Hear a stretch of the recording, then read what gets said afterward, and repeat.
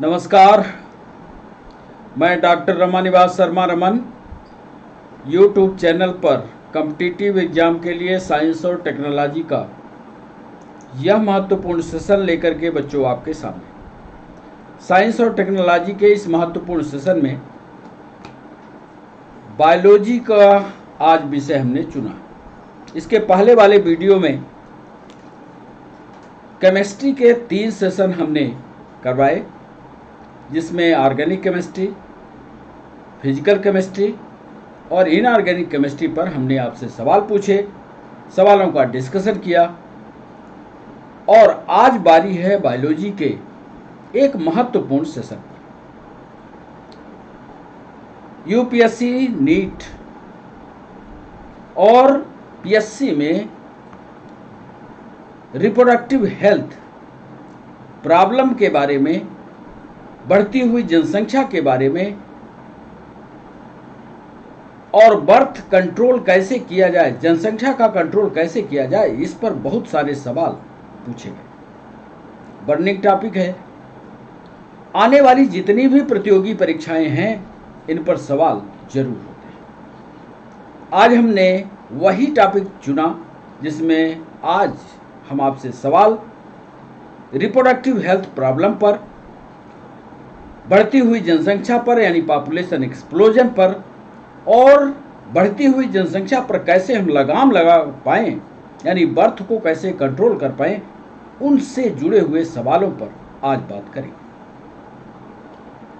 हमेशा की तरह सवालों की संख्या 20 होगी और इन 20 सवालों में पहले तो सवाल हम पूछेंगे और उसके बाद जब सवाल पूछ चुके होंगे तो हर सवाल पर लिख करके आज हम उसको समझाएंगे भी आपको। क्यों इसका उत्तर ये, क्यों बी, क्यों सी, क्यों डी, पूरी तरह से थ्योरेटिकल डिस्कशन आज हम आपके साथ करने वाले हैं। सेशन की शुरुआत करें।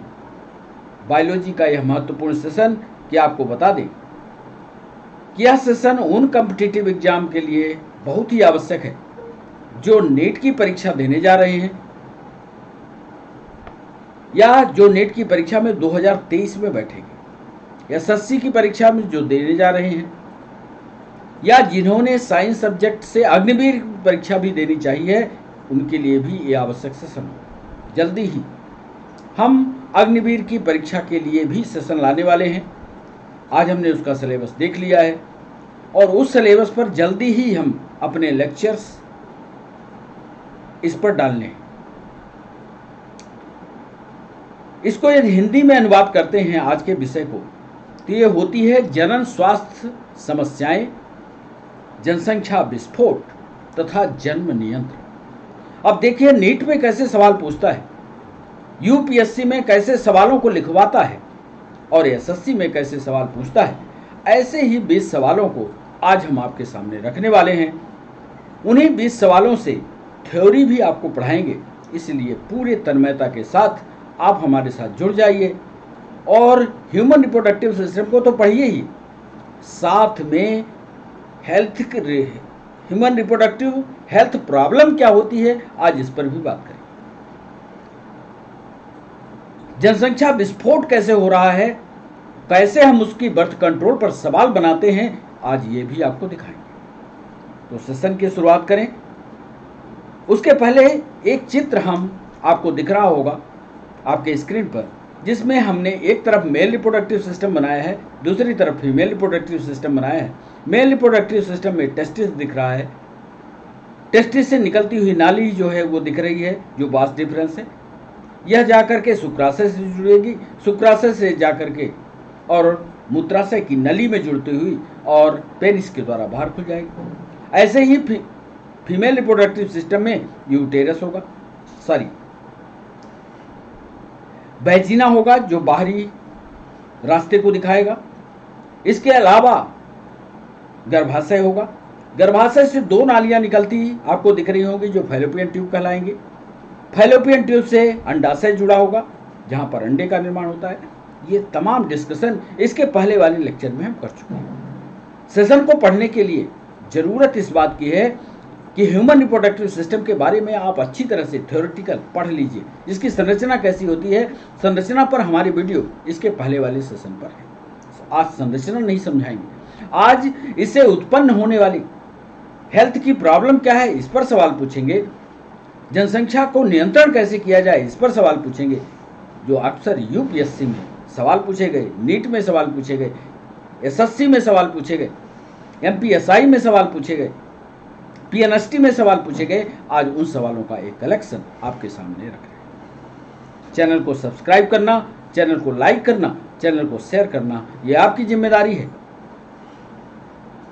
तो सेशन की शुरुआत करें और reproductive health problem, population explosion और बर्थ कंट्रोल पर यह हमारा शानदार लेक्चर आपके सामने। और पहला सवाल आपके स्क्रीन पर यह रहा।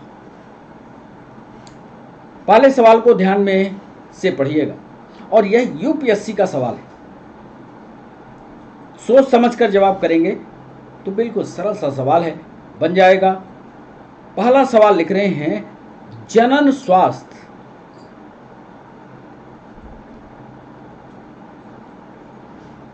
जनन स्वास्थ्य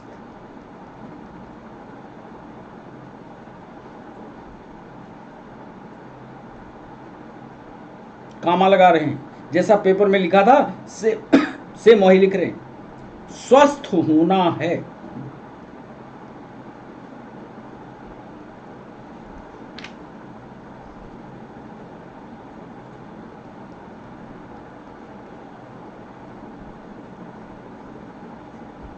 सोच समझकर जवाब आपको करना है। जनन स्वास्थ्य का मतलब क्या है, जनन स्वास्थ्य से आप अर्थ क्या लगाते हैं, ये आपको बताना है। यूपीएससी ने सवाल पूछा, हम ऑप्शन दे रहे हैं आपको। ए, शारीरिक रूप से स्वस्थ हो,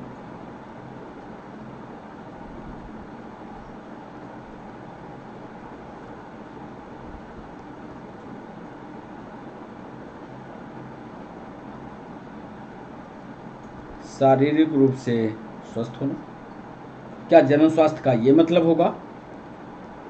बी ऑप्शन दे रहे हैं, भावनात्मक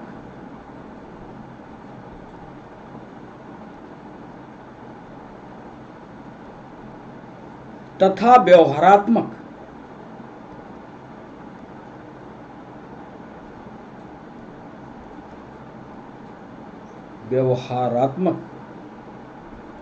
रूप से स्वस्थ होना।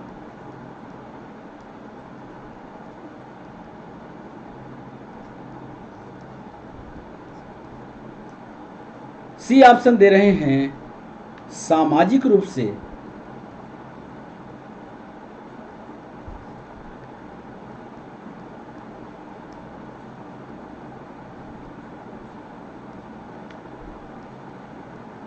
स्वस्थ होना। और डी ऑप्शन दे रहे हैं, उपरोक्त। अब ये उत्तर आपके सोच पर निर्भर करता है। यूनियन पब्लिक सर्विस कमीशन ने इस सवाल को आपके सामने रखा। आप अपनी सोच से, किताब में लिखा हुआ नहीं मिलेगा। जनन स्वास्थ्य स्वस्थ होना है, शारीरिक रूप से स्वस्थ होना, भावनात्मक तथा व्यवहारात्मक रूप से स्वस्थ होना, सामाजिक रूप से स्वस्थ होना या उपरोक्त सभी। इसमें तो अंग्रेजी बताने की आवश्यकता नहीं है, इसकी अंग्रेजी तो आप निकाल लोगे, इसलिए पहले सवाल का हमने आपके सामने रख दिया है। लेकिन इस पहले सवाल के लिए हम डिस्कशन का पेज भी लगाए हैं, इसको विस्तार से लिख करके आपको समझाएंगे जब वापस आए। अभी तो फिलहाल आप इसका उत्तर कीजिए। दूसरा सवाल नीट में, पीएनएसटी में पूछा। उल्ब वेधन, हिंदी वाले बच्चे, उल्ब वेधन। अंग्रेजी वाले बच्चे, एमिनोसेंटेसिस।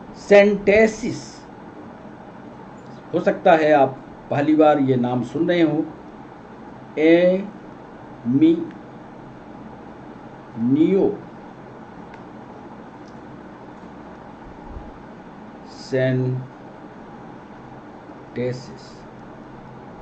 कभी यदि आपने रिप्रोडक्टिव सिस्टम पढ़ा होगा या नर्सिंग की परीक्षा दी होगी या नर्सिंग के बारे में कुछ जानते होंगे तो ये प्रश्न जरूर पढ़िएगा।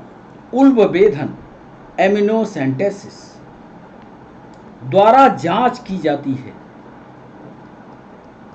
द्वारा जांच की जाती है। ए ऑप्शन दे रहे हैं।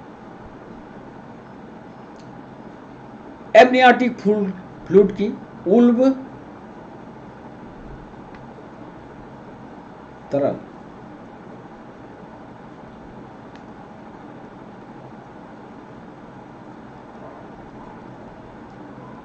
उल्ब तरल की। बी ऑप्शन दे रहे हैं विकासशील भ्रूण के,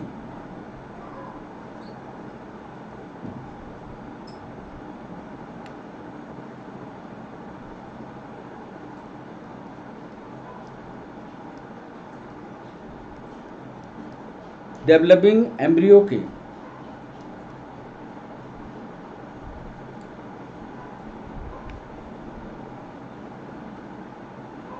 कोरियानिक फ्लूइड की, कोरिनियोनिक फ्लूइड की, एमनियान कोरियान, ये डेवलपमेंट में आपने एम्ब्रियोलॉजी में पढ़ा होगा। विकासशील भ्रूण के कोरियानिक फ्लूइड की, नीट का सवाल है। सी ऑप्शन शिशु जन्म के बाद,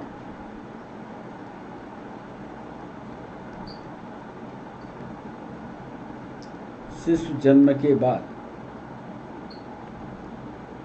गुणसूत्रीय फोटोकॉपी की,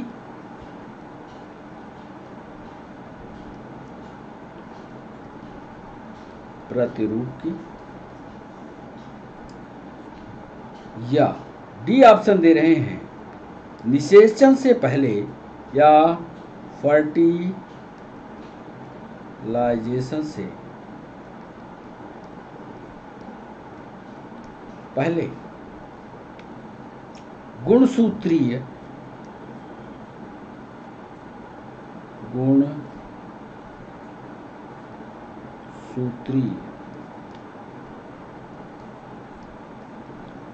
बड़ा बढ़िया सवाल। उल्बेधन एमनियोसेंटेसिस द्वारा जांच किसकी होती है? क्या एमनियोटिक फ्लूइड की होती है? क्या कोरियानिक फ्लूइड की होती है? क्या गुणसूत्रीय प्रतिरूप की होती है? शिशु जन्म के बाद या फर्टिलाइजेशन से पहले गुणसूत्रीय प्रतिरूप। दूसरा सवाल हो सकता है आपको कठिन लगे, लेकिन दूसरे सवाल पर भी हम लिख करके आपको समझाएंगे। हमने डिस्कशन का पेज रखा है। तीसरा सवाल बच्चों आपके स्क्रीन पर यह रहा।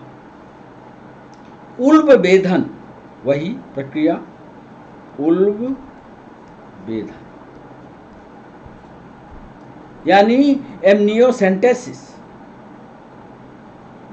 चाहे तो फिर लिख लें एमनियोसेंटेसिस,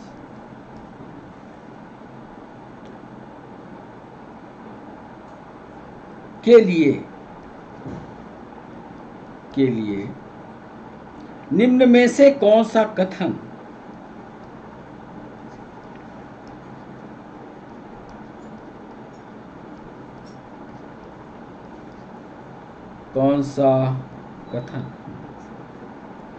गलत है? याद करके आपको गलत सेंटेंस को बताना है।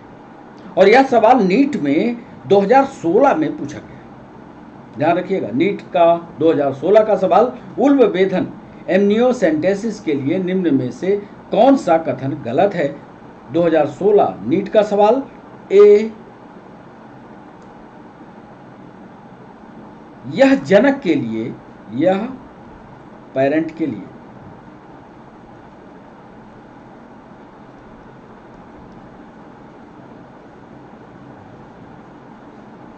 लिंग निर्धारण में, सेक्स डिटर्मिनेशन में,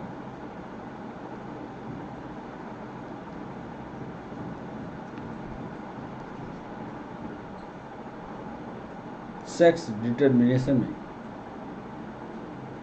उपयोग लिया जाता है। बी ऑप्शन दे रहे हैं, इससे डाउन सिंड्रोम का पता लगाने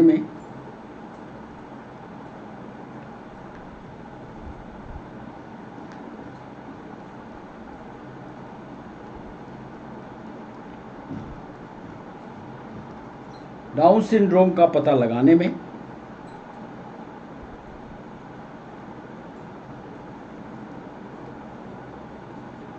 उपयोग लिया जाता है। सी ऑप्शन है, इसे क्लेफ्ट पैलेट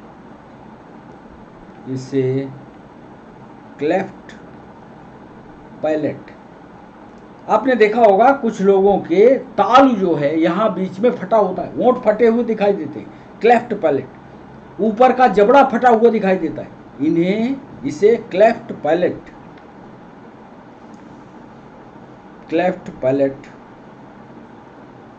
का पता लगाने में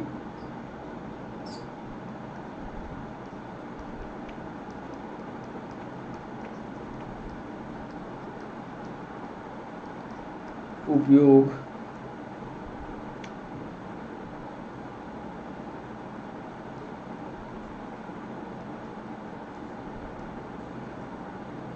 और डी ऑप्शन दे रहे हैं, यह सामान्यतः किया जाता है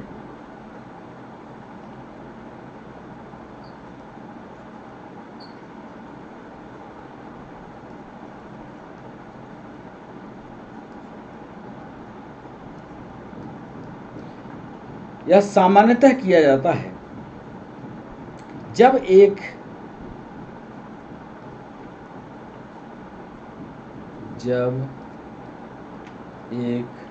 स्त्री 14 से 16 सप्ताह की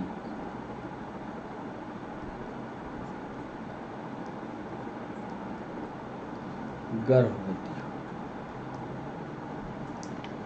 तीसरा सवाल हमने पूछा, एमिनोसेंटेसिस के लिए निम्न में से कौन सा कथन गलत है? यह पेरेंट के लिए सेक्स डिटर्मिनेशन में उपयोग लिया जाता है, इसे डाउन सिंड्रोम का पता लगाने में उपयोग लिया जाता है, इसे क्लेफ्ट पैलेट का पता लगाने में उपयोग लिया जाता है। यह सामान्यतः किया जाता है जब एक स्त्री 14 से 16 वीक के प्रेगनेंसी पीरियड से गुजर रही होती है, तब एमिनोसेंटेसिस का उपयोग किया जाता है।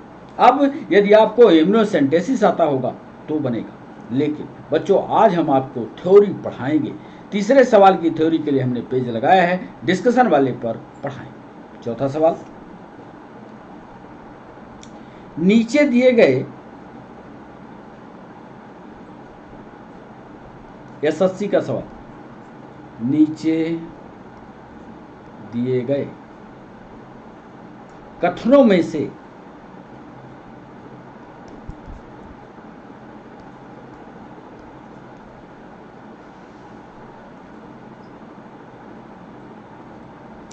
गलत कथन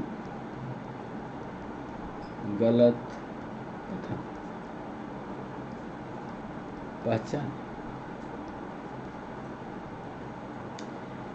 ए,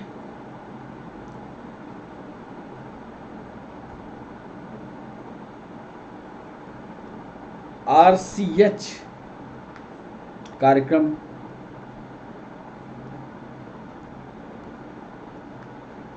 में लोगों में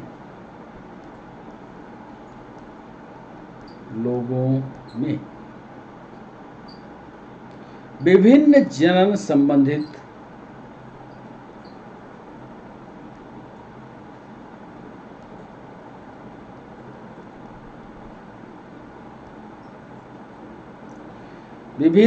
संबंधित पहलुओं के बारे में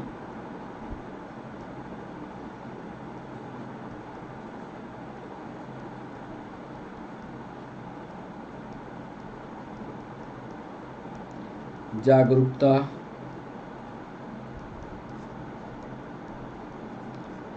फैलाई जाती है। बी ऑप्शन दे रहे हैं यौन संचरित रोगों से।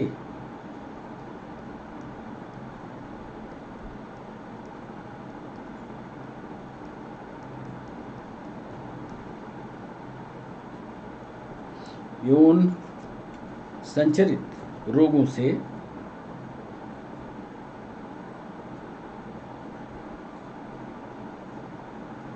लोगों को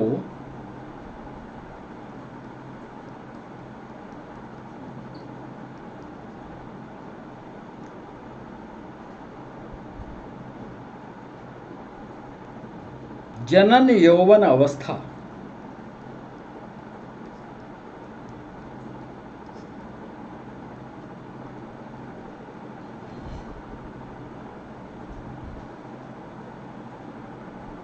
तथा संबंधित बदलाव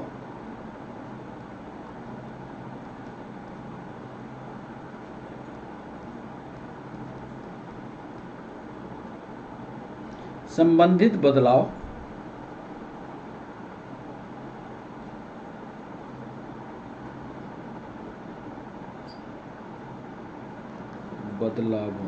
संबंधित बदलावों इत्यादि के बारे में सही शिक्षा देकर, इत्यादि के बारे में सही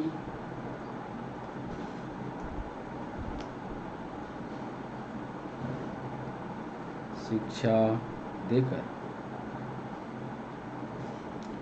बचा जा सकता है।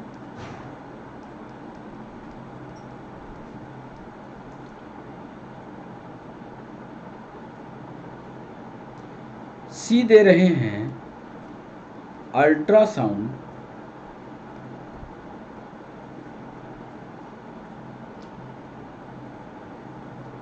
को प्रतिबंधित बंद कर दिया गया, बैन कर दिया गया, प्रतिबंधित किया जा चुका है।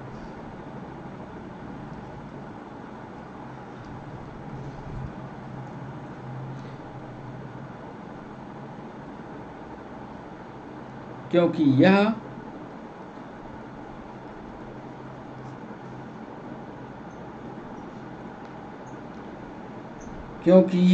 यह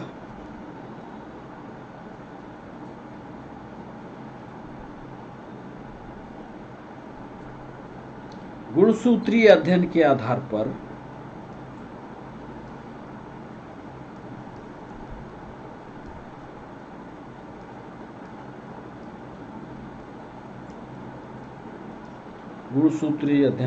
पर भ्रूण के यानी एम्ब्रियो के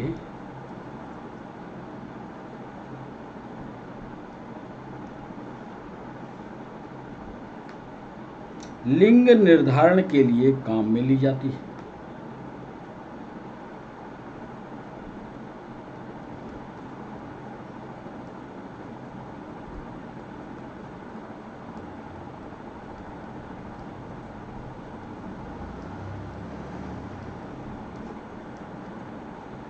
और डी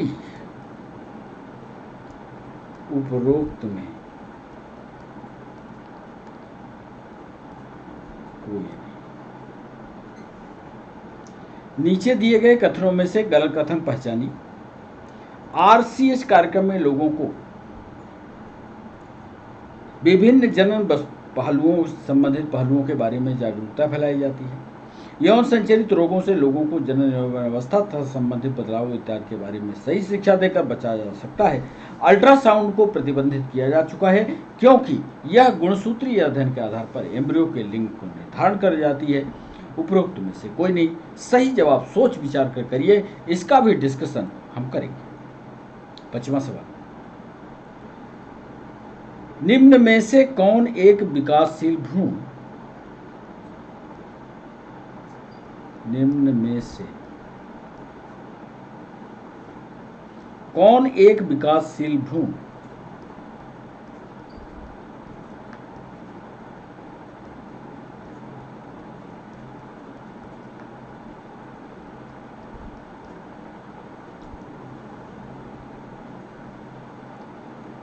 में उल्बेधन की अंग्रेजी उधर बता चुके हैं। निम्न में से कौन एक विकासशील भ्रूण के उल्बेधन द्वारा ज्ञात नहीं किया जा सकता?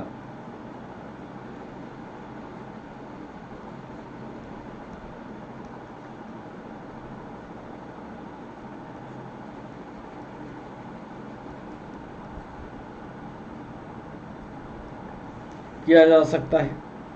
ए ऑप्शन दे रहे हैं क्लाइनफिल्टर सिंड्रोम,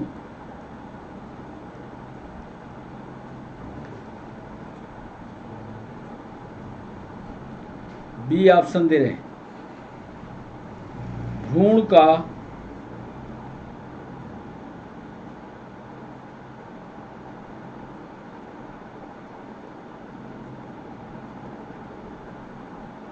लिंग भ्रूण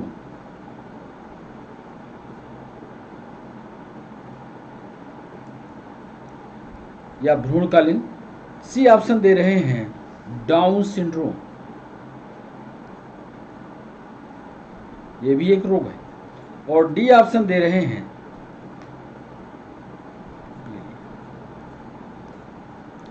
निम्न में से कौन सा विकासशील भ्रूण के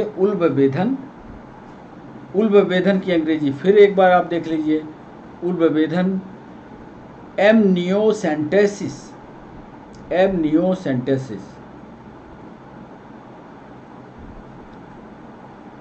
द्वारा ज्ञात नहीं किया जा सकता। क्लाइनफिल्टर सिंड्रोम ज्ञात नहीं होगा, लिंग भ्रूण ज्ञात होगा, या डाउन सिंड्रोम या पीलिया। सही जवाब कीजिए। छठवां सवाल आपके स्क्रीन पर।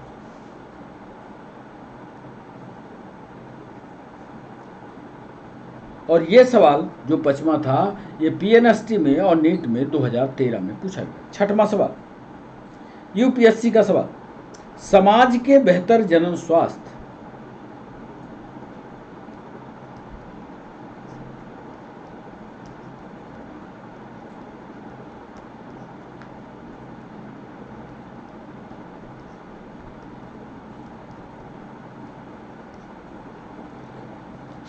समाज के बेहतर जनन स्वास्थ्य का संकेतक है।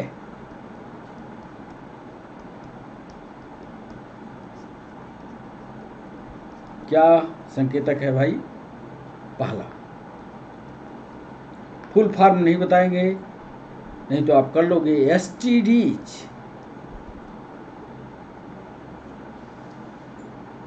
की बेहतर पहचान तथा निदान।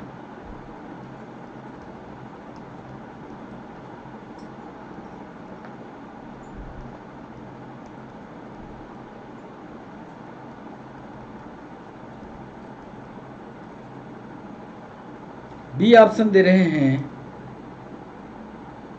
बेहतर चिकित्सकीय सुविधाएं।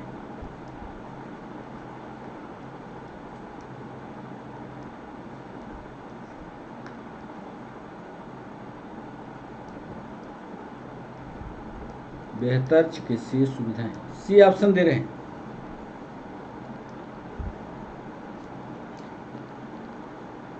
मातृ तथा नवजात मृत्यु की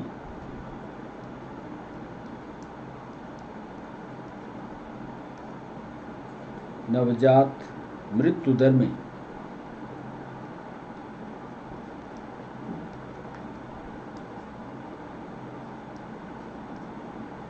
कमी। और डी ऑप्शन दे रहे हैं उपरोक्त सब।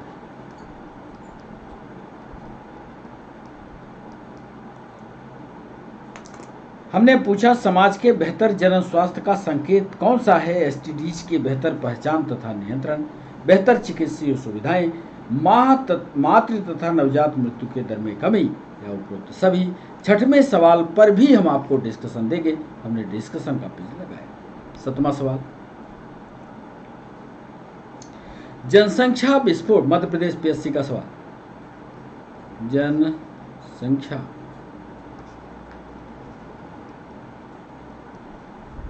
विस्फोट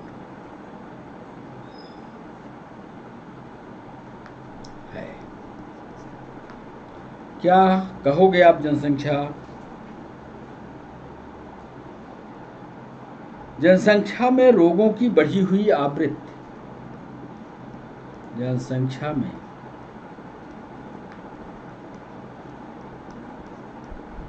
रोगों की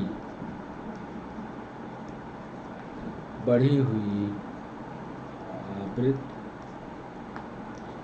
बी ऑप्शन दे रहे हैं, जनसंख्या में तीव्र वृद्धि। सी ऑप्शन दे रहे हैं, जनसंख्या में तीव्र कमी। और डी ऑप्शन दे रहे हैं, उपरोक्त में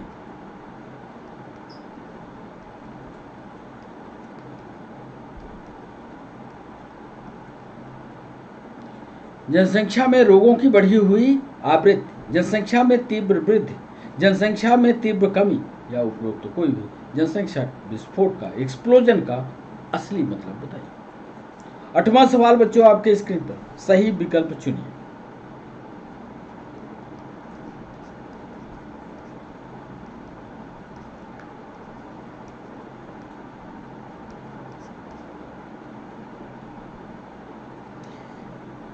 जिसके अंतर्गत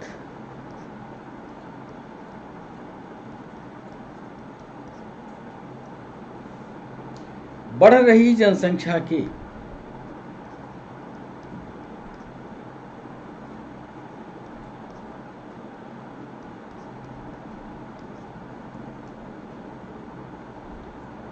नियंत्रण के लिए, जनसंख्या के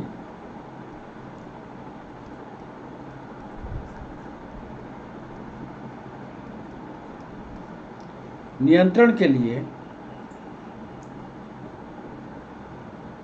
सरकार द्वारा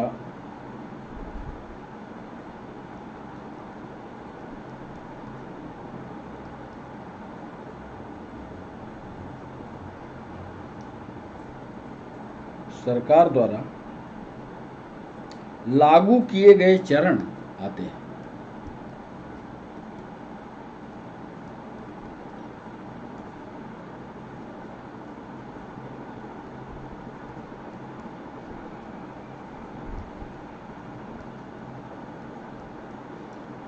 बोलो साहब, इसका ऑप्शन बताओ, जनसंख्या विस्फोट का क्या मतलब होगा। ए ऑप्शन दे रहे हैं, गर्भ निरोधक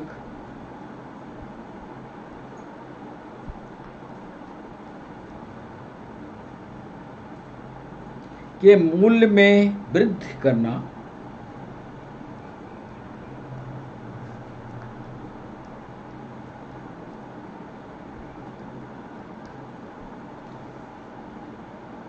ताकि ये सभी के लिए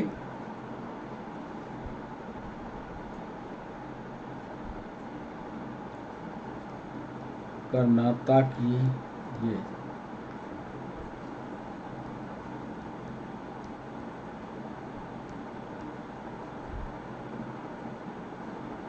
ताकि ये सभी के लिए उपलब्ध हो सके।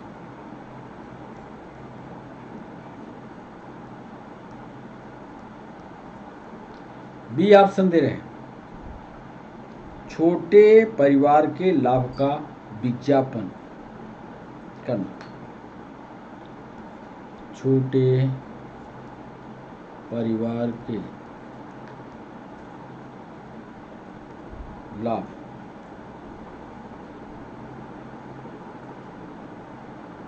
का विज्ञापन करना।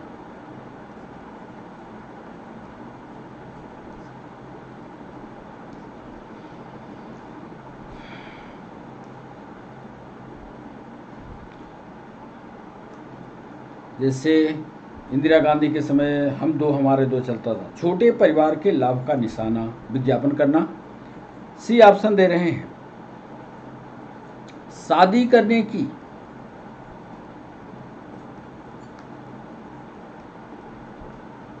उम्र बढ़ाना,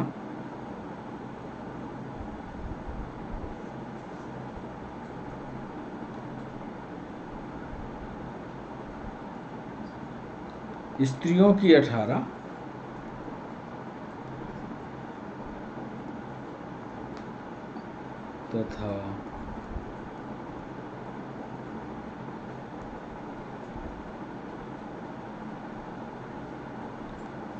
तथा पुरुषों की 21 वर्ष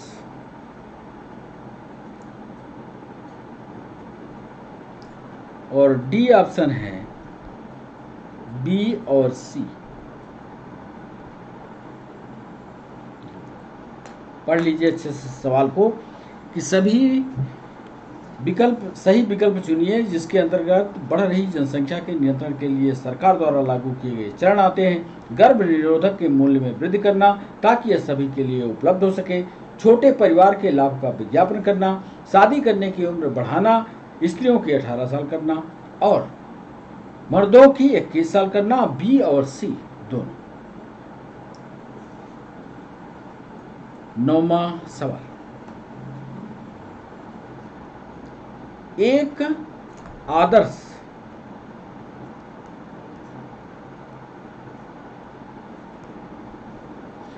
गर्भ निरोधक को होनी चाहिए। गर्भ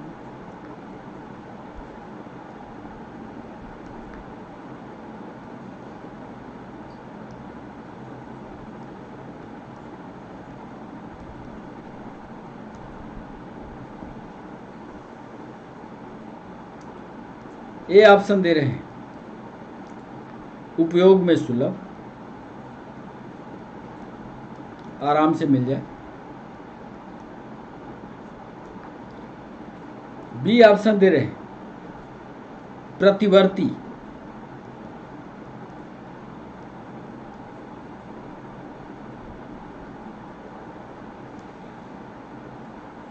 विकल्प सी में दे रहे हैं ए एंड बी और डी में ऑप्शन दे रहे हैं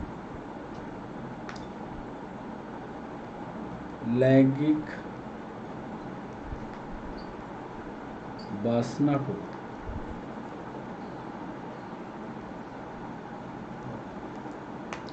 एक आदर्श जो आइडियल जो गर्भ निरोध है उसको उपयोग क्यों इसमें शामिल किया जाए? उपयोग में सुलभ है, प्रतिवर्ती है, ए और बी दोनों है, या लैंगिक वासना को बढ़ाने के लिए इस्तेमाल होता है। इसका भी डिस्कशन हम आपको देंगे, 9वें सवाल का भी डिस्कशन देंगे। 10वां सवाल है हमारा, 10वें सवाल, गर्भ निरोधक की प्रकृति।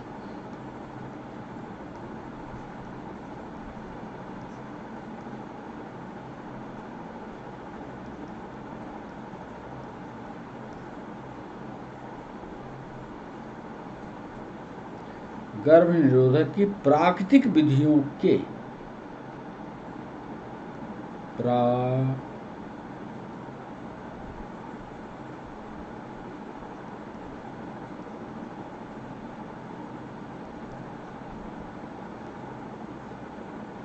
प्राकृतिक विधियों के प्राकृतिक मार्ग हैं।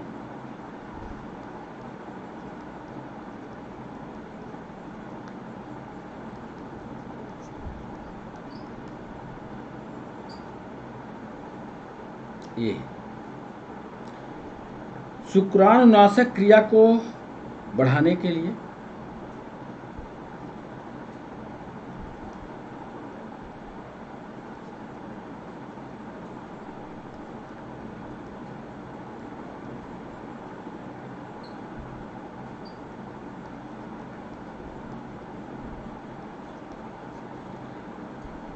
बी ऑप्शन दे रहे हैं निषेचन को रोकने के लिए,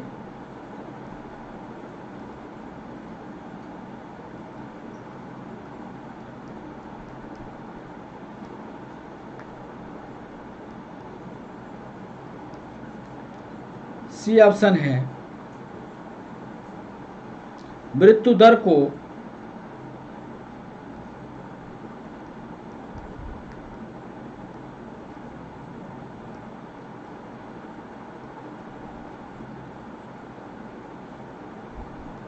के लिए, और डी ऑप्शन है मृत्यु दर को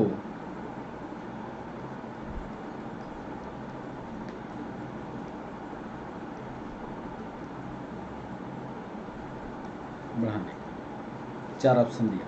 10वें सवाल पर गर्भ निरोधक की प्राकृतिक विधियों के प्राकृतिक मार्ग क्या हैं?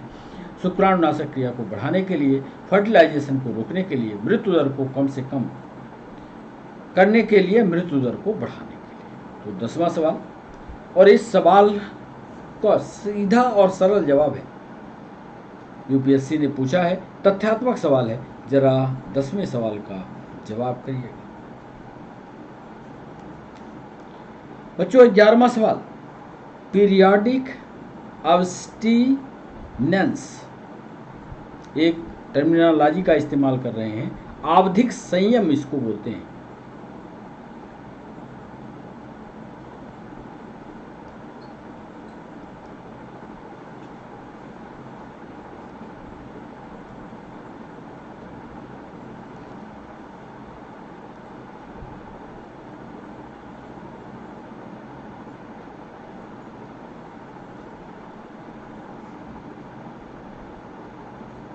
पीरियाडिक अब्स्टिनेंस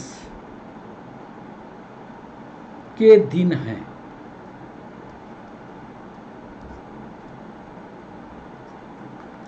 बोलो साहब, कौन कौन से दिन हैं? पहला दे रहे हैं एमसी के, मंथली सर्कुलेशन के, जो ब्लड किलिंग होती है, मंथली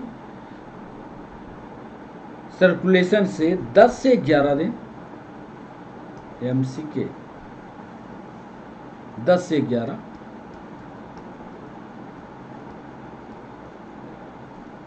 बी ऑप्शन दे रहे हैं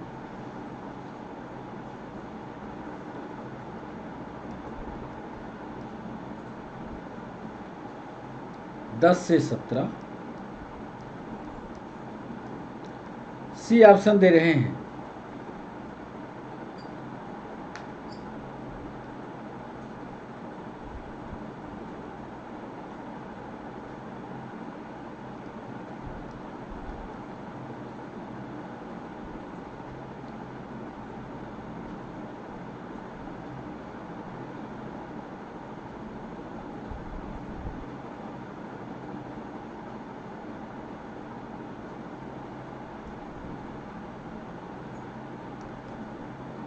और डी है ऋतुस्राव प्रावस्था के 17 से 20 दिन, 20 दिन, ऋतुस्राव प्रावस्था के 20 से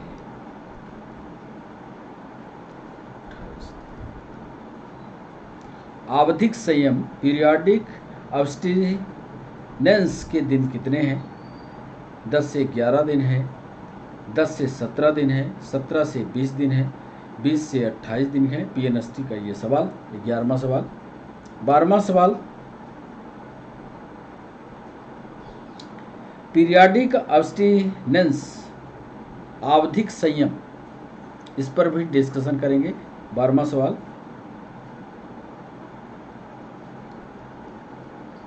आवधिक संयम, पीरियोडिक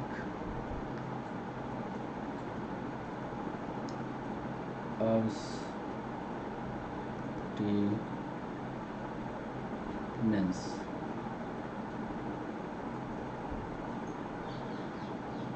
में मैथुन से,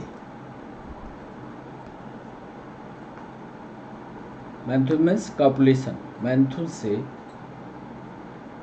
बचा जाता है।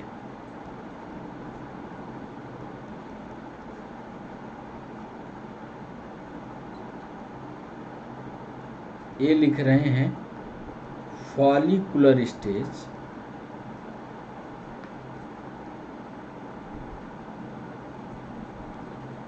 या इसको हिंदी में कहेंगे पुटकीय अवस्था, बी ऑप्शन दे रहे हैं ओव्यूलेशन स्टेज, अंडोत्सर्ग,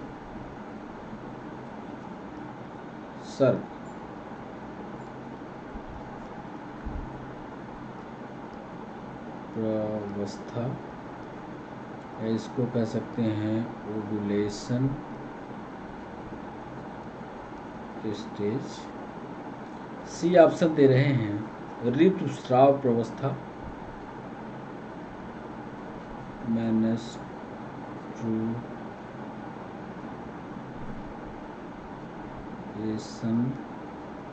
फेज, ऋतुस्राव अवस्था।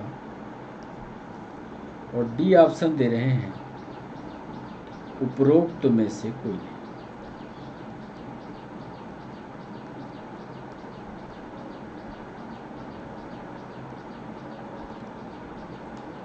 नीट का ये सवाल, आवधिक संयम पीरियोडिक अब्स्टिनेंस में मैथुन से कब बचा जा सकता है, किस प्रावस्था में? क्या वो फॉलिकुलर स्टेज है, क्या ओव्यूलेशन स्टेज है, क्या मेंस्ट्रुएशन फेज है, क्या उपरोक्त में से कोई नहीं है? इसका सही जवाब आपको बताना है 12वें सवाल का। 12वें सवाल में के बाद 13वां सवाल, एजाकुलेशन या बाह्य स्खलन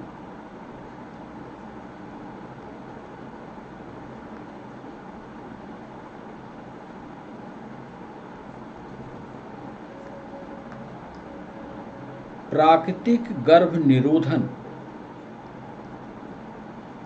प्राकृतिक गर्भ निरोधन, नर्सिंग का यह सवाल, का संबंध विच्छेदन प्रक्रम,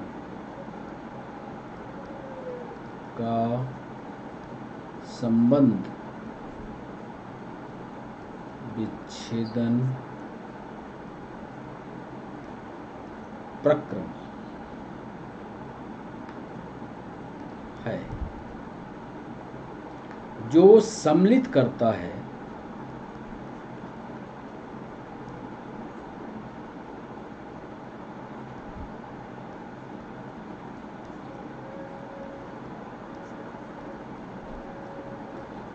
ये ऑप्शन दे रहे हैं एजाकुलेशन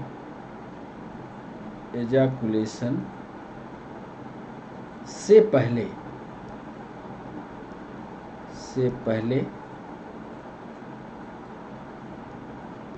पेनिस को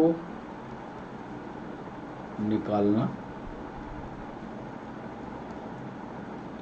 बी ऑप्शन दे रहे हैं एजाकुलेशन या स्खलन के बाद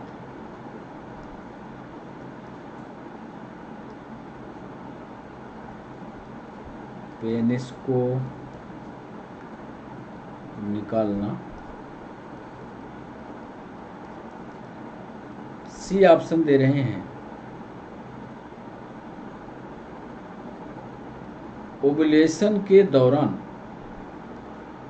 ओव्यूलेशन के दौरान मैथुन करना, कॉपुलेशन करना, अंडोत्सर्ग के दौरान मैथुन करना। और डी ऑप्शन दे रहे हैं ओव्यूलेशन के दौरान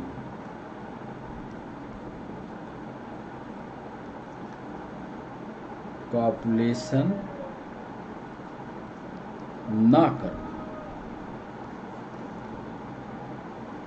एक्सटर्नल एजाकुलेशन बाह्य स्खलन प्राकृतिक गर्भ निरोधन का संबंध विच्छेदन प्रक्रम है। भाषा को समझिएगा, भाषा कठिन है, उत्तर सरल है। भाषा को समझ लेंगे तो उत्तर बन जाएगा आपसे। जो सम्मिलित करता है एजाकुलेशन से पहले पेनिस को निकालना, एजाकुलेशन के बाद पेनिस, एजाकुलेशन से पहले पेनिस को निकालना, एजाकुलेशन के बाद पेनिस को निकालना, ओव्यूलेशन के दौरान कॉपुलेट करना या ओव्यूलेशन के दौरान कॉपुलेशन न करना।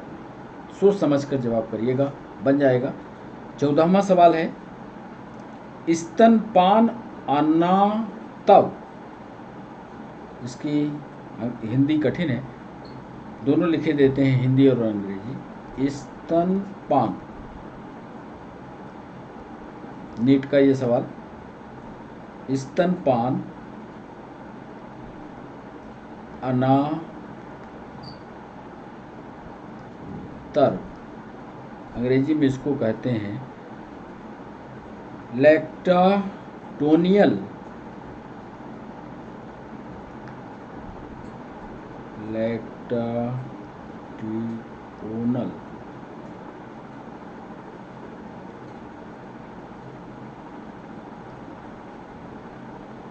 एमेनोरिया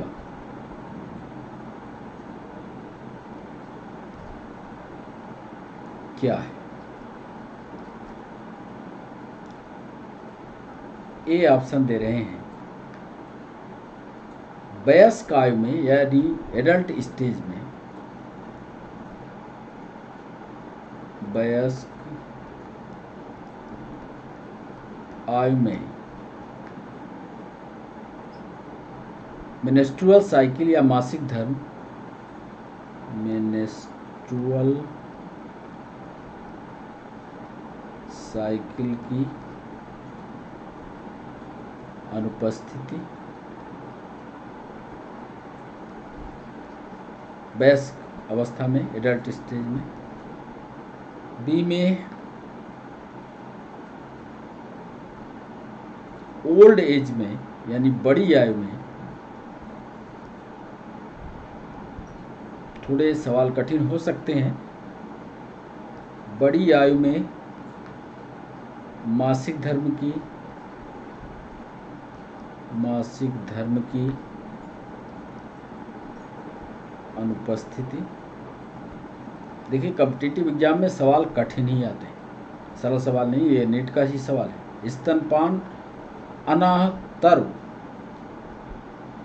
ये वयस्क आयु में मेंस्ट्रुअल साइकिल की अनुपस्थिति है, बड़ी आयु में मासिक धर्म की अनुपस्थिति है। और सी ऑप्शन दे रहे हैं, दुग्ध स्राव के दौरान यानी लैक्टेशन जब हो रहा हो, दुग्ध स्राव के दौरान मासिक धर्म की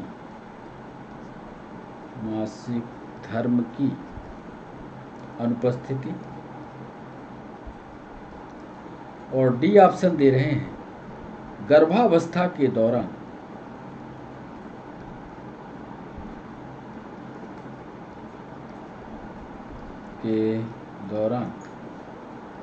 मासिक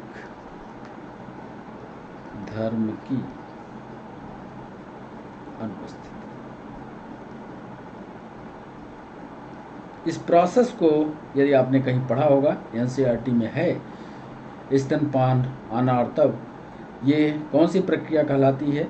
मेंस्ट्रुअल साइकिल से जुड़ी हुई है। यदि आपने पढ़ा है तो सही टिक कीजिएगा। तो ये 14वां सवाल है, इस पर हम डिस्कशन करेंगे, आपको लिख करके समझाएंगे। 15वां सवाल आपके स्क्रीन पर, कंडोम या फेमिडोम,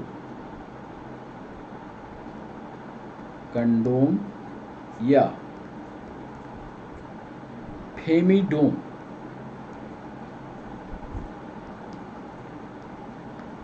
कंडोम मेल के लिए इस्तेमाल होता है, फेमिडोम जो है फीमेल में इस्तेमाल होता है।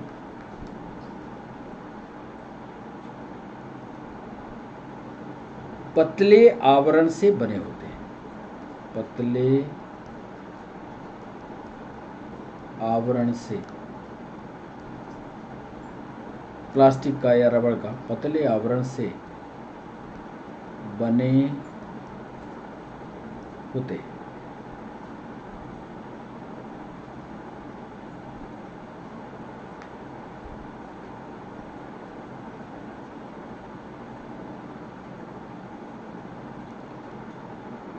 जो आवृत, जो आवृत इसको अंग्रेजी में कवर्ड कहते हैं, कवर्ड करने में उपयोग आते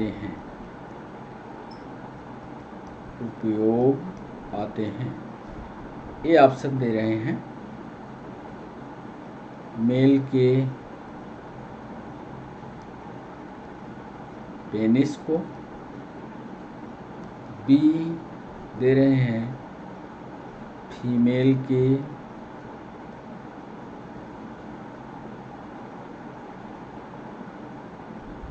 सर्विक्स को, या यहाँ लिखे रहे सर्विक्स, हमने आपको यूटेरस की संरचना बताई है, गर्भाशय की ग्रीवा, गर्भाशय की ग्रीवा को, सी ऑप्शन दे रहे हैं ए एंड बी, और डी ऑप्शन दे रहे हैं कंडोम या फेमिडोम पतले आवरण के बने होते हैं। अब पतला आवरण जो होता है महीन रबड़ हो सकती है, लैक्टेस हो सकता है, जो कवर करने में मेल के पेनिस वाले पार्ट को कवर करते हैं कि फीमेल की सर्विक्स या गर्भाशय की ग्रीवा को, ए और बी दोनों को या नन को। 16वां सवाल, डायफ्राम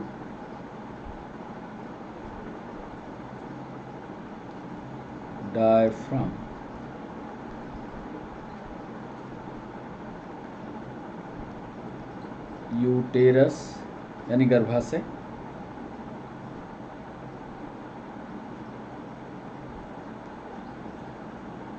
ग्रीवा सर्विक्स, गर्भाशय का आगे वाला हिस्सा सर्विक्स,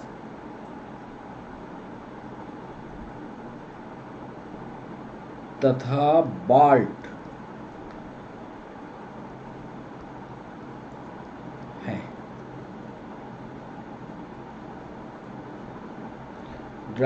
डायफ्राम, यूटेरस, सर्विक्स तथा बाल्ट, ये किसके भाग हैं ये आपको बताना है।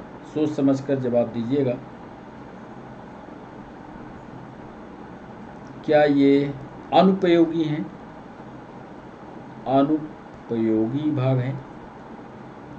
बी, क्या यह केवल फीमेल के भाग हैं। सी, केवल मेल के भाग हैं।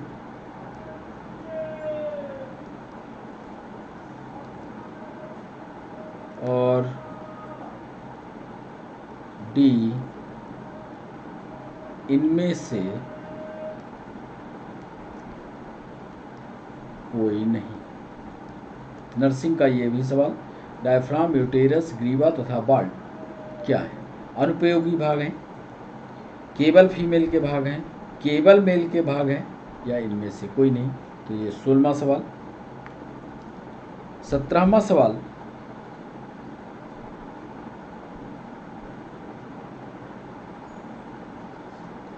डायफ्राम,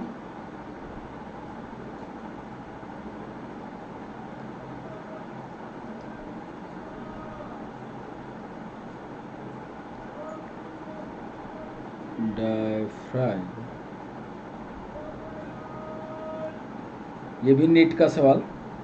डायफ्राम, सर्विक्स, यूटेरस का आगे वाला हिस्सा सर्विक्स,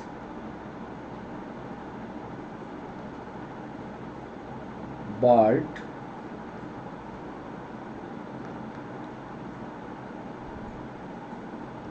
कंडोम के साथ साथ ये बर्थ कंट्रोल वाले सारे सवाल हैं। यूपीएससी में भी ये सवाल पूछे गए हैं। बर्थ कंट्रोल कैसे होते हैं, ये सारे पार्ट उसमें आते हैं। के साथ साथ शुक्राणुनाशक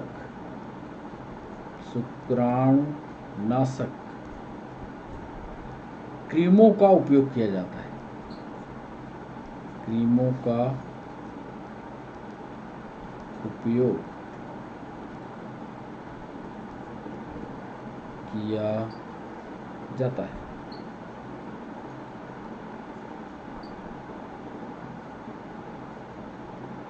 कारण बताइए। ए, स्नेहन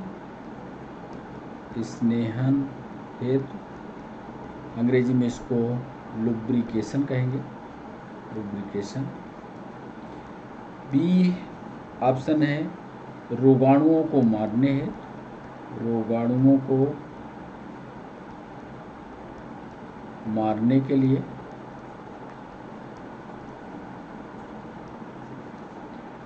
सी ऑप्शन दे रहे हैं गर्भ निरोधक की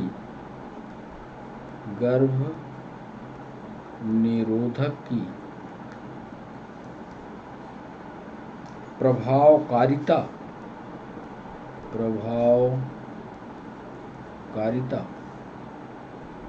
बढ़ाने हैं। और डी ऑप्शन दे रहे हैं उपरोक्त में से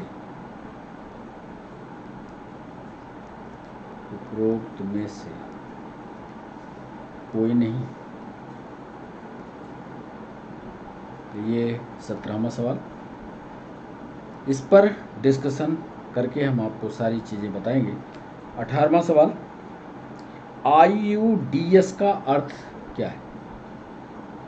PNST का सवाल। IUDS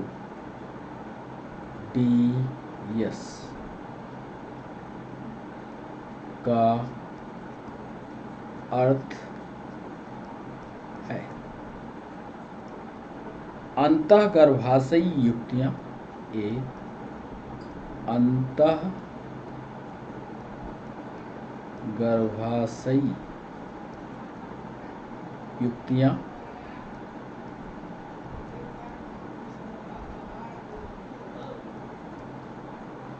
अंतरागर्भाशयी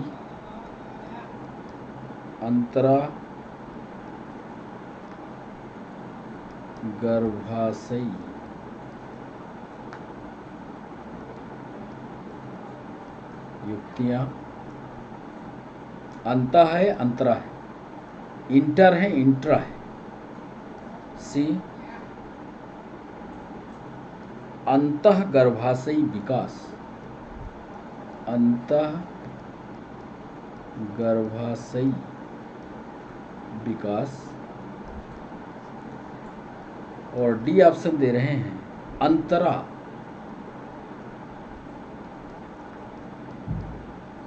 गर्भाशयी विकास। सही उत्तर चूज करिए। 19वां, इस पर भी डिस्कशन देंगे। 19वां सवाल, कौन सी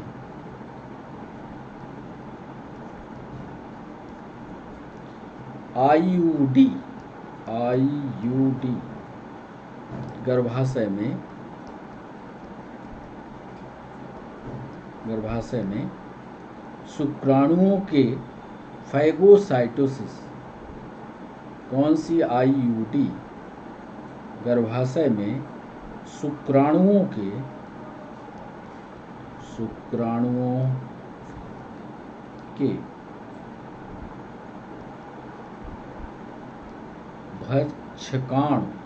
भक्षकाणु, अंग्रेजी में इसको फैगोसाइटोसिस कहते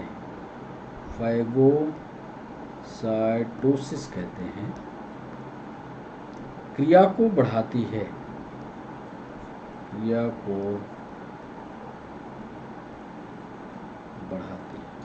3 जगह ये सवाल पूछा गया है। PNST में है, नीट में है और SSC, तीनों में ये सवाल पूछा गया। कौन सी IUD गर्भाशय में शुक्राणुओं के फैगोसाइटोसिस क्रिया को बढ़ाती है? 19वें सवाल पर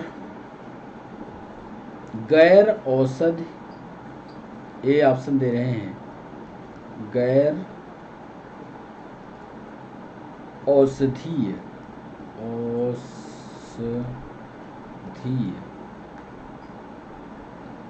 गैर औषधीय IUD। बी ऑप्शन दे रहे हैं तांबा मोचक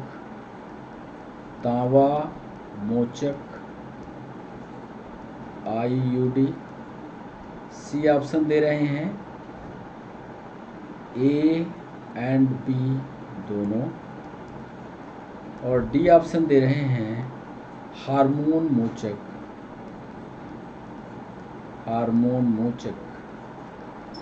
IUD। बच्चों, आज के सेशन का अंतिम सवाल, 20वां सवाल।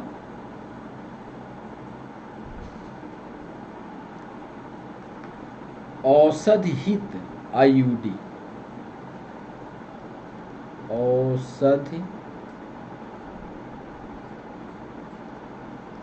नीट का ये भी सवाल, औषधहित IUD का उदाहरण है ए कॉपर टी,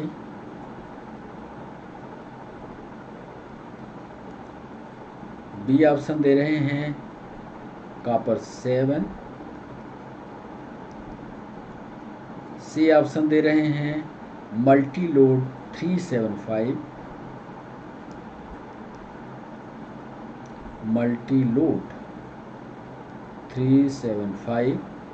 और डी ऑप्शन दे रहे हैं लिपेप्स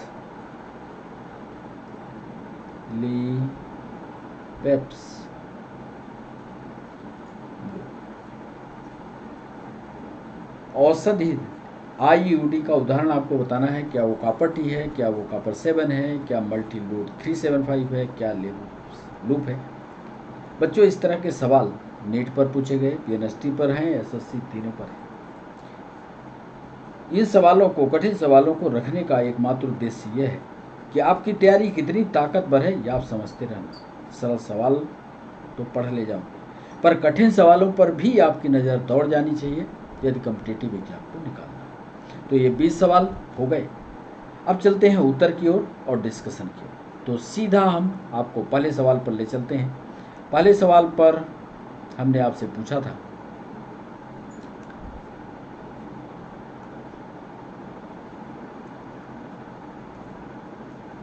जन स्वास्थ्य स्वस्थ होना क्या कहलाता है? शारीरिक रूप से स्वस्थ होना, भावनात्मक रूप से स्वस्थ होना, ये कहलाता क्या है, ये हमने पूछा था। अब इस पर क्या डिस्कशन हो सकता है? जनन स्वास्थ्य स्वस्थ होना क्या कहलाता है? तो इसका मतलब आप जब इसका नोट्स बनाएं तो यही सेम सवाल UPSC में लिखने के लिए आया था। तो जो PSC दे रहे बच्चे हैं, इस पर 5 नंबर 6 नंबर का लिखने के लिए, आंसर राइटिंग सेशन में ये लिखने के लिए आता है। तो जनन स्वास्थ्य का क्या मतलब है, ऐसा लिखने के लिए आया था। उसी को हमने प्रश्न बनाते हुए पूछा, जनन स्वास्थ्य होता क्या है? तो इसका सही जवाब है डी। शारीरिक रूप से यदि स्वस्थ हैं आप, भावनात्मक और व्यवहारात्मक रूप से आप स्वस्थ हैं, सामाजिक रूप से स्वस्थ हैं, तब आप समझिएगा कि रिप्रोडक्टिव रूप से आप स्वस्थ हैं। तब आप में मैच्योरिटी है, तब आप जनन करने की योग्य हैं। जब आप शारीरिक रूप से स्वस्थ हों, जब आप भावनाओं से संतुष्ट हों, जब आप व्यवहार से संतुष्ट हों, जब आप सामाजिक रूप से संतुष्ट हों, तब आप रिप्रोडक्टिव फिट नजर आएंगे। बड़ा इंपॉर्टेंट सवाल है। इस पर 2 लाइन 3 लाइन है, उसको लिख लीजिए। जनन स्वास्थ्य शब्द, जनन स्वास्थ्य शब्द सामान्य कार्य कर रहे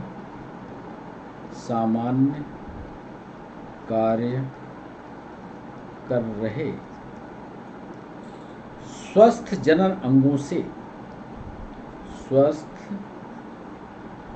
जनन अंगों से संबंधित है।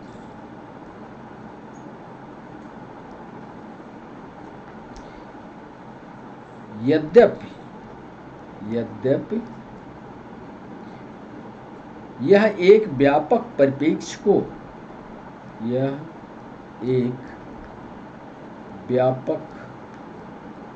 परिप्रेक्ष्य को दर्शाता है, जिसके अंतर्गत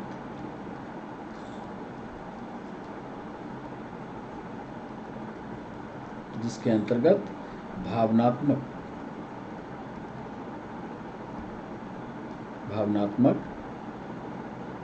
शारीरिक तथा जनन के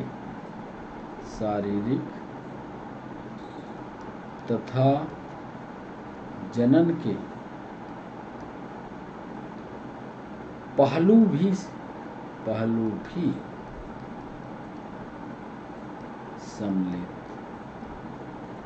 यूपीएससी के बच्चों को या पीएससी में यदि ऐसे आंसर राइटिंग का सेशन आता है तो आंसर राइटिंग पर ये बहुत बढ़िया। जनन स्वास्थ्य क्या होता है, ये आपको किताब में लिखा नहीं मिलेगा। जनन स्वास्थ्य का सीधा मतलब यहाँ से निकालिएगा, बढ़िया एक डिफिनेशन लिखिएगा। उल्दवेधन पर भी हम चाहते हैं कि आपको बता दें, एमनियोसेंटेसिस क्या होती है, जांच की जाती है। इसका सही जवाब है एमनियोटिक फ्लूइड। एमनियोटिक फ्लूइड से बच्चा, आप डॉक्टर करते हैं इस प्रक्रिया को, एमनियोटिक फ्लूइड से बच्चे को पता लगाते हैं कि मेल है कि फीमेल है, सेक्स का डिटर्मिनेशन कर लेते हैं एमनियोटिक फ्लूइड से। तो इसका सही जवाब है, जांच की जाती है जिसमें लिखा हुआ है एमनियोसेंटेसिस। एमनियोसेंटेसिस से एमनियोटिक फ्लूइड या उल्ब तरल की जांच होती है। चलिए होता क्या है इस बात को समझा दें। इसी में विकासशील भ्रूण के गुणसूत्रीय प्रतिरूप का लिखिएगा, विकासशील भ्रूण के गुणसूत्रीय प्रतिरूप। अरे गुणसूत्र का पता लगा लेंगे तभी तो बताएंगे कि ये लड़का है कि लड़की है। गुणसूत्रीय प्रतिरूप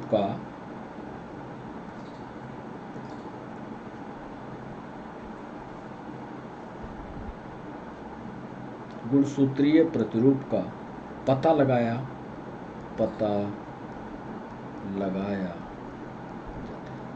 नीट का सवाल है, पीएनएसटी की अवधि सवाल है, एसएससी में भी पूछा गया। विकासशील भ्रूण के गुणसूत्रीय संरचना का पता लगाते हैं। और मान लो गुणसूत्र XX दिख गए तो डॉक्टर आकर के बाहर कहता है साहब ये लड़की है। यदि उसको XY दिख गए तो बाहर आकर कहता है लड़का।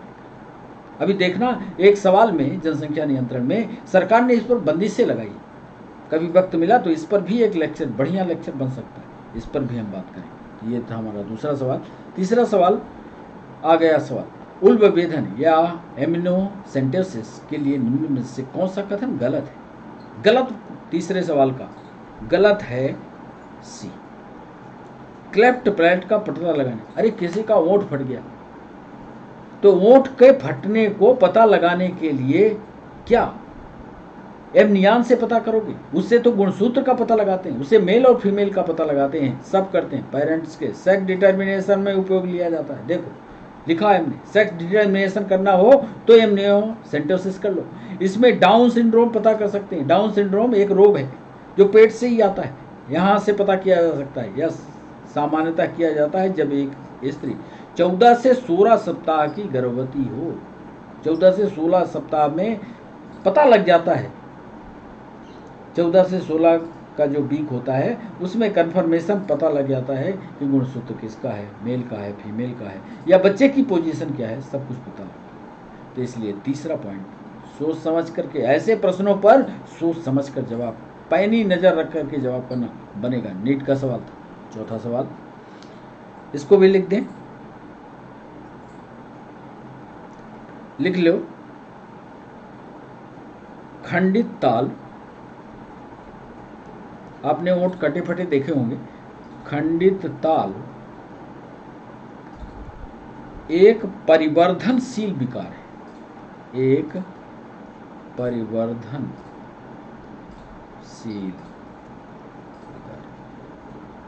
ये इसका मतलब गुणसूत्र से नहीं होता, ये डेवलपमेंट में प्रॉब्लम होती है, विकास करते करते ये प्रॉब्लम। क्रोमोसोम में कि किसी का बाप जो का मुंह जो है फटा हुआ है तो बच्चे का फटेगा, जरूर नहीं, ये नहीं होता, ये जीन में नहीं।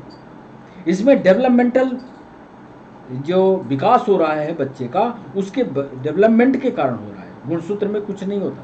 खंडित ताल एक परिवर्धनशील विकार है जो विकासशील भ्रूण में हो सकता है। तुम लोग अच्छे साफ सुथरा लिखना, जब नोट्स बनाना तो अच्छा साफ सुथरा लिखना, फिर हमें बताना कि हमने लिखा है।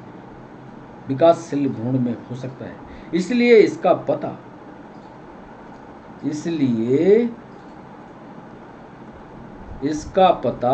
बताओ बताओ किससे लगाओगे? इसका पता सोनोग्राफी से लगाते हैं, ना कि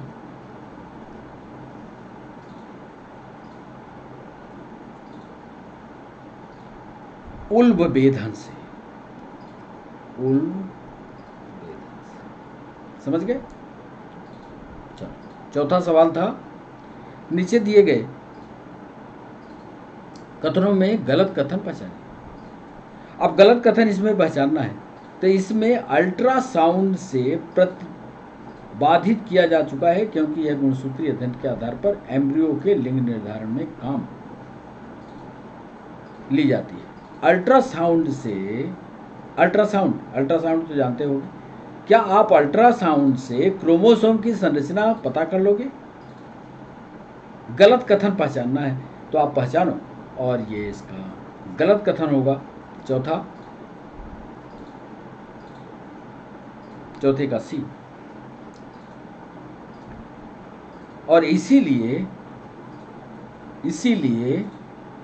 चौथे का भी डिस्कशन लिख देते हैं, लिख लो आप। उलवेधन या जो एमनियोसेंटेसिस है,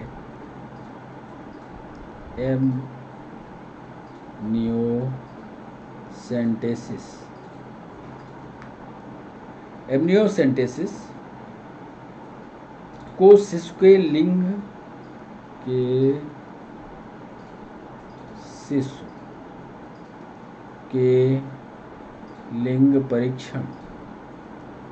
परीक्षण में दुरुपयोग के कारण सरकार द्वारा बंद कर दिया गया। यूपीएससी का भी सवाल है, दुरुपयोग के कारण सरकार द्वारा बंद कर दिया गया।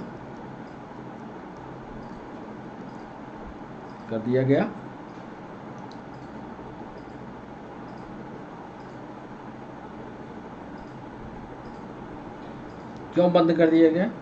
क्योंकि लिख लो, मादा भ्रूण की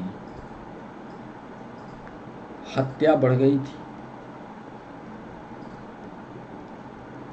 इस पर भी पीएससी ने एक बार 15 नंबर का सवाल लिखा है।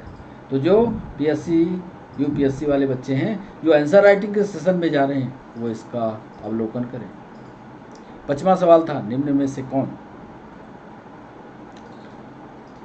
एक विकासशील भ्रूण के उल्बवेधन द्वारा ज्ञात नहीं किया जा सकता? क्लाइनफिल्टर सिंड्रोम, ये पता कर लोगे कि नहीं? सिंड्रोम की समझ कर लेंगे साहब, लिंग पता कर लेंगे, सही। डाउन सिंड्रोम पीलिया नहीं पता कर पाएंगे, क्योंकि ये तो तीनों जेनेटिक वाले हैं, क्रोमोसोम से पता लग जाएंगे, गुणसूत्र से यही नहीं पता कर पाएंगे। लिख लिया। 5वां, क्योंकि पीलिया जो होता है वो किसके द्वारा होता है? यह यकृत की क्रियाकलाप से होता है। लिख लेना, ये भी नीट, पीएनएसटी, पीएससी, यूपीएससी सब में पूछा गया। यह लीवर की अव्यवस्था से होता है। इसमें क्रोमोसोम की कोई भूमिका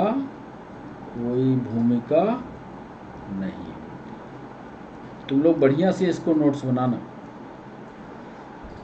छठवां सवाल था, समाज के बेहतर जनन स्वास्थ्य का संकेत क्या है। कितना बढ़िया सवाल, यूपीएससी का सवाल। एसटीएस को बेहतर पहचान तथा निवारण, बेहतर चिकित्सकीय सुविधाएं, मां तथा नवजात मृत्यु दर में कमी, उपरोक्त सभी। छठवां सवाल था, इसमें सब।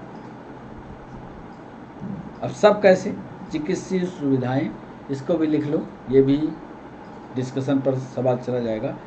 चिकित्सीय सुविधाएं, चिकित्सीय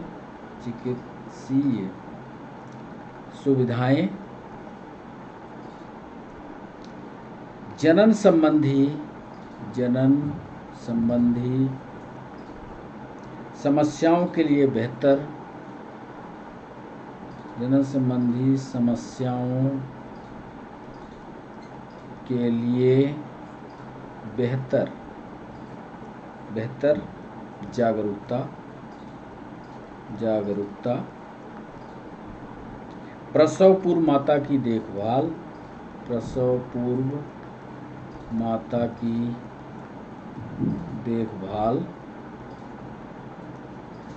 शिशु तथा मातृ मृत्यु दर में गिरावट, शिशु तथा मातृ दर में गिरावट। और एक चीज, यौन संचारित रोग, STD, transmitted disease, sex transmitted disease है एसटीडी मतलब सेक्स ट्रांसमिटेड डिजीज की बेहतर जांच,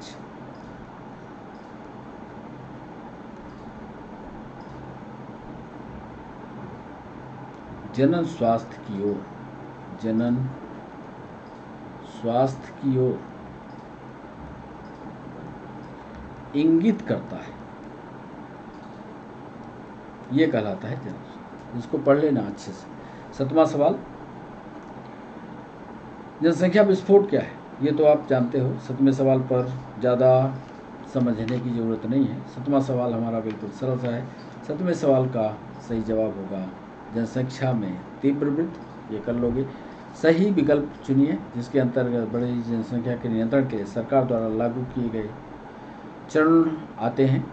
तो आठवें सवाल पर बी और सी, छोटे परिवार का लाभ तथा विज्ञापन, शादी करने की उम्र बढ़ाना, स्त्रियों की संख्या 8 तक, बी और सी इसका सही जवाब होगा। एक आदर्श गर्भ निरोध होने चाहिए, उपयोग में सुलभ हो, प्रतिवर्ती हो, मतलब यूज एंड डिसयूज वाला हो, यूज एंड थ्रो वाला हो, प्रतिवर्ती हो, ए एंड बी हो। तो इसका सही जवाब होगा 9वें का सी। 10वें का भी जवाब लिखना पड़ेगा। एक आदर्श आसानी से प्रभावी तथा परिवर्तनीय, प्रभावी हो, परिवर्तनीय हो, प्रभावी हो, परिवर्तनीय हो और सुलभ हो, ऐसा गर्भ निरोध। अच्छा, दुष्प्रभाव विहीन। तो ये यदि सारे गुण हैं तो वो आदर्श गर्भ निरोध कहलाएगा। समझ गए? चलो, गर्भ निरोध को प्राकृतिक विधियों में प्राकृतिक मार्ग क्या क्या है? 10वां सवाल। तो प्राकृतिक मार्ग इसमें 10वें सवाल का फर्टिलाइजेशन को रोकने के लिए गर्भ निरोध का मतलब ही है कि स्पर्म और ओवा आपस में फ्यूज ना हो और फ्यूज होना ही ये प्रक्रिया कहलाती है फर्टिलाइजेशन ना हो, बस। 11वां सवाल, पीरियडिक एब्स्टिनेंस के दिन और इसको हमने डिस्कशन पर रखा है। 11वें सवाल को आवधिक संयम इसको बोलते हैं हिंदी में, आवधिक संयम। इसका सही जवाब है आवधिक संयम वाले का कि 10 से 17 दिन, 10 से एमसी के 10 से 17 दिन तक आवधिक संयम का पीरियड होता है। कैसे होता है ये हम आपको लिख करके समझा देते हैं। इसको आप आर्तव प्रवस्था इसको कहते हैं, लिख लीजिएगा। आर्तव प्रवस्था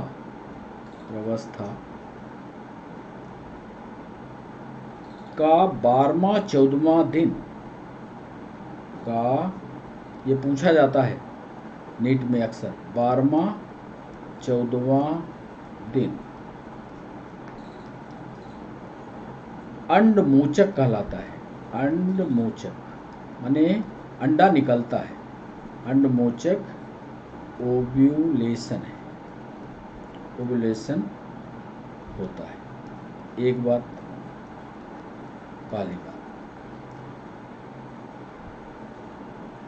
दूसरी बात जो पूछता है कि जब स्पर्म को पेनिस के द्वारा गर्भाशय में छोड़ दिया जाता है, जब छोड़ा जाता है तब से समय गिनना।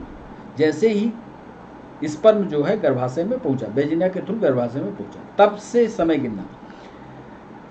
तो लिखना कि स्पर्म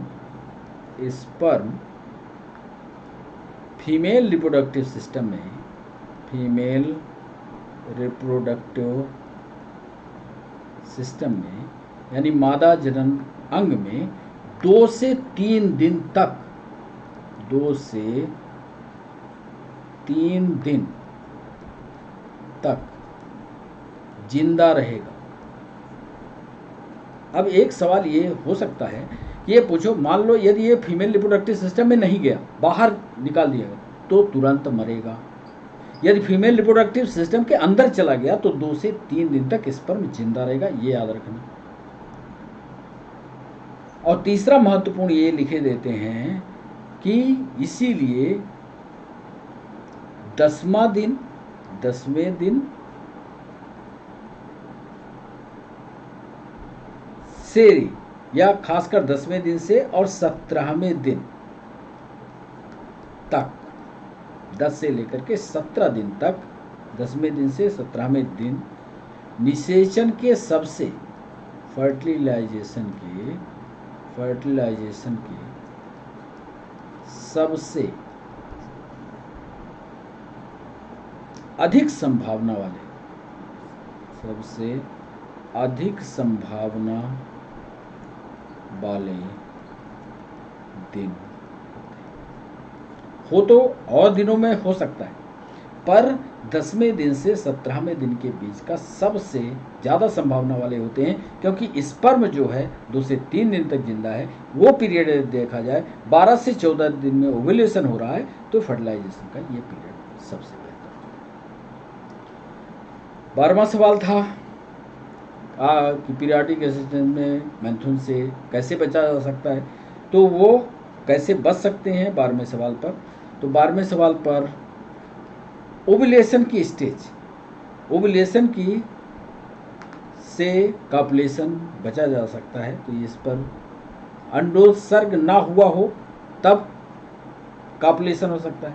यदि ओव्यूलेशन हो गया तो फिर खतरा है, तब प्रेगनेंसी होने की संभावना है। तो अंडोत्सर्ग प्रवस्था से बचना चाहिए, ये ऐसा सवाल पूछ रहा है पीरियाडिक असिस्टेंस से। बाह्य स्खलन प्राकृतिक गर्भ निरोधन का संबंध विच्छेदन पर कम, जो यानी प्रेगनेंसी कुल मिलाकर के ना आए, ये सवाल 13वें सवाल में भी पूछा जा रहा है। तो 13वें सवाल में एजाकुलेशन से पहले पेनिस को निकालना, ये इसका सही जवाब होगा। 14वां सवाल है स्तनपान, लैक्टेशन यानी मोहरिया क्या है। वयस्क आयु में मेंस्ट्रुअल साइकिल की अनुपस्थिति है, बड़ी आयु में मासिक धर्म की अनुपस्थिति है। 14वां सवाल, इसको कहते क्या है। तो इसका सही जवाब है दुग्ध स्राव के दौरान मासिक धर्म की अनुपस्थिति। जब बच्चा जन्म ले लेता है, जितने दिन तक वो दूध पीता है, जितने दिन तक वो दूध पीता है, माँ का खींच खींच कर दूध पीता रहता है, उस पीरियड में मेंस्ट्रुअल साइकिल नहीं होती। वो मेंस्ट्रुअल साइकिल का ना होना लैक्टेशनल एनेमोरिया का। इस प्रोसेस को समझ लेना। यही प्रोसेस कहो तो हम इसमें लिख देते हैं कि LAM, समय ज़्यादा हो रहा है इसलिए जल्दी से लिखे देते हैं। LAM यह विधि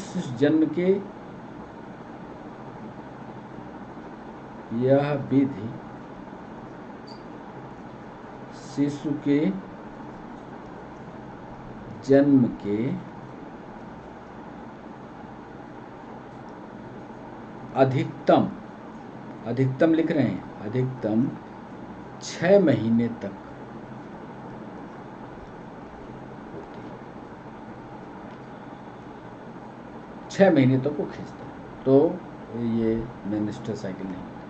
कंडोम या फेविडोम पतले आवरण से बने होते हैं। 15वां सवाल।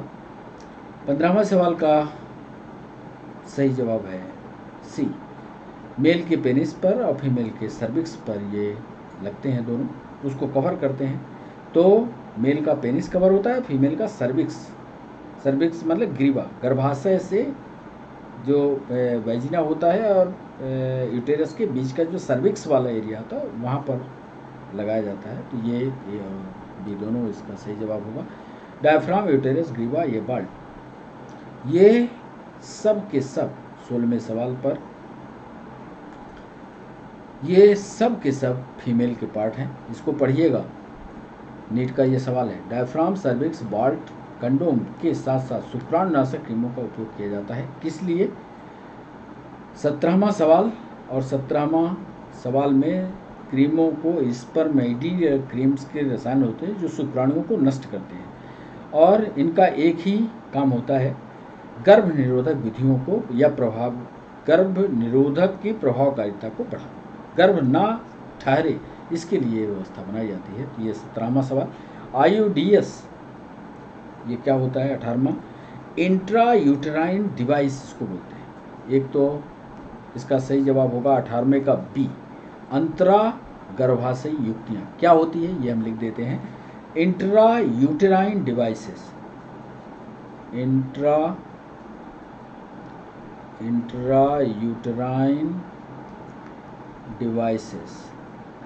यूटेराइन डिवाइसेस IUD कहलाती है। का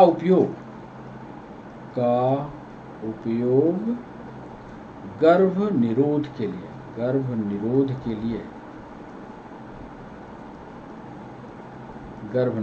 लिए किया जाता है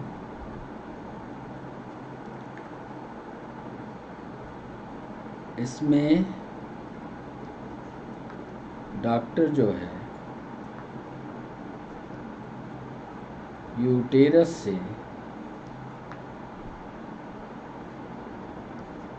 होते हुए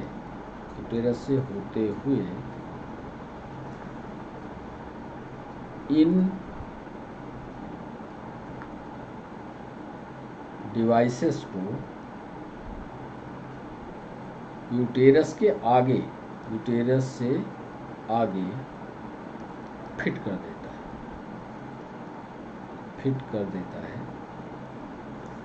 तो यूटेरस के आगे जब फिट कर देगा तो जो स्पर्म होंगे वो यूटेरस में नहीं पहुंच पाएंगे, तो फैलोपियन ट्यूब में नहीं जाएंगे, तो फर्टिलाइजेशन नहीं होगा। कुल मिलाकर के स्पर्म बाहर आ जाएंगे, बस खत्म। Intra uterine devices.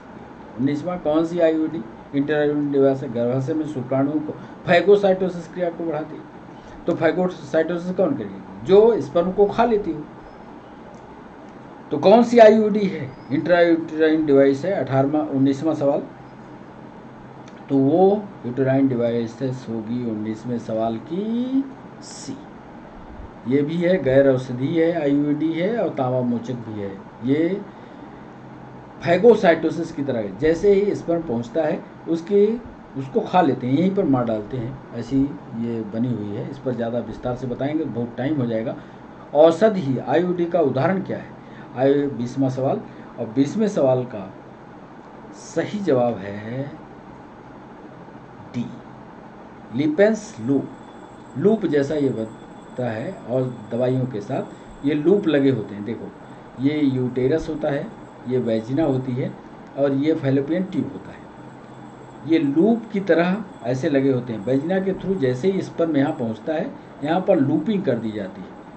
लूपिंग कर देने से ये स्पर्म आगे की तरफ नहीं बढ़ते हैं, न फैलोपियन ट्यूब में जाते हैं और यहाँ पर रुक जाते हैं। फिर इसको कभी विस्तार से, और आज सवाल ज़्यादा हो गए थे, टाइम ज़्यादा लगा, फिर भी आज के सेशन को यहीं पर रोकना होगा। यह क्लास जो है बच्चों ठीक 6 बजे आज लाइव होगी। यदि आपके दिमाग में कोई सवाल बनते हैं तो आप ठीक 6 बजे हमारे साथ जुड़िएगा। 6 बजे हम आपको कमेंट सेक्शन में मिलेंगे।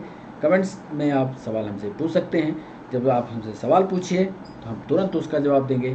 कैसा रहा सेशन ये ज़रूर बताइएगा। फिर नए सेशन में 1 दिन के अंतराल के बाद फिर आपसे मिलते हैं। तब तक के लिए बच्चों बाय बाय, नमस्कार।